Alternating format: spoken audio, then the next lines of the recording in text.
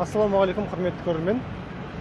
Осы видеоларды жариялап бастағалы көптеген шетелде оқығысы келетін азаматтардан хаттар, әртүрлі ұсыныстар, ойлар, пікірлер келіп жатыр.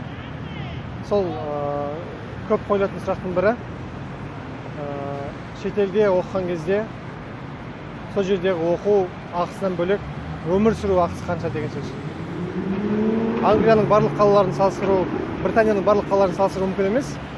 Дегенмен мен осы кішкентай хабарда, кішкентай үзіндіде өзім оқып жатқан 3 қаланы салыстырғым келеді.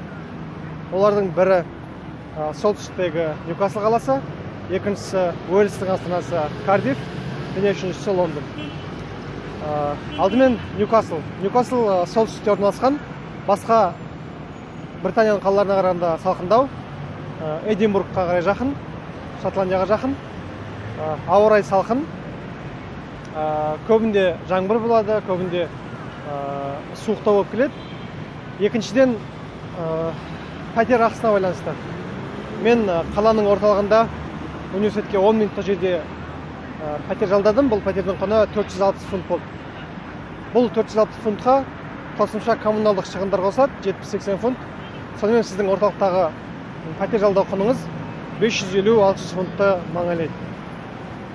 Үшінші, тамақ мәселесінде Кардиф немесе Лондонға қарағанда Ньюкаслда бағалар арзанырақ болды. Ал киімнің бағасы барлық қалаларда бірдей, өткені барлығында бірдей брендтер, барлығында бірдей дүкендер. Екіншісі Кардиф қаласы. Кардиф қаласында біз отбасымен болдық. Мұнда университеттен сәл алыстау жерде біз 3 бөлмелі үйді, қазақша айтқан кезде 3 бөлме, былайша осы жақтың өлшемімен 2 бедрум дейді. Сондай бөлмені 650 фунтқа жалдадық. Бұған үстіне коммуналдық шығынды қосқан кезде 750 фунттың төңірегінде болды. Кардифтегі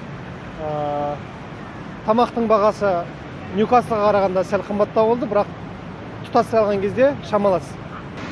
Үшіншісі Лондон қаласы. Әрине Лондон қаласы өзінің қымбаттығымен белгілі, сондықтан мұндағы өмір сүру бағасы да басқа қалаларға қарағанда қымбатырақ.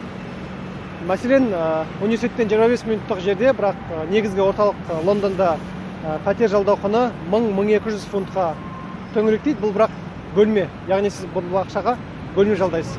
Ал егер жеке бір бедрумдық бөлмені жалдағыңыз келсе, бұл сізге 1400-1500 фунт төңірегінде ақша болуы мүмкін. Ал киімнің бағасы жаңа айтқан сияқты барлық қалаларда бірдей. Тамақтың құнында сәл айырмашылық бар. Мұнда сырттан тамақ ішудің бағасында 30%, 40%, 50%-ға дейін артық ақша төлеуіңіз мүмкін. Соңғы бір нюанс, Лондонда Ұлыбританияны тұманды Альбион деп атайды, бірақ бұл тұманды Альбион деген атау негізінен өндірістік тұманға байланысты туындаған. Әдетте Лондонда көбінде күн ашық болады, бірақ бүгін осы жазбаны жазып жатқан кезде күн бұлтты болып, артымыздағы Биг Бен көрінбей тұр.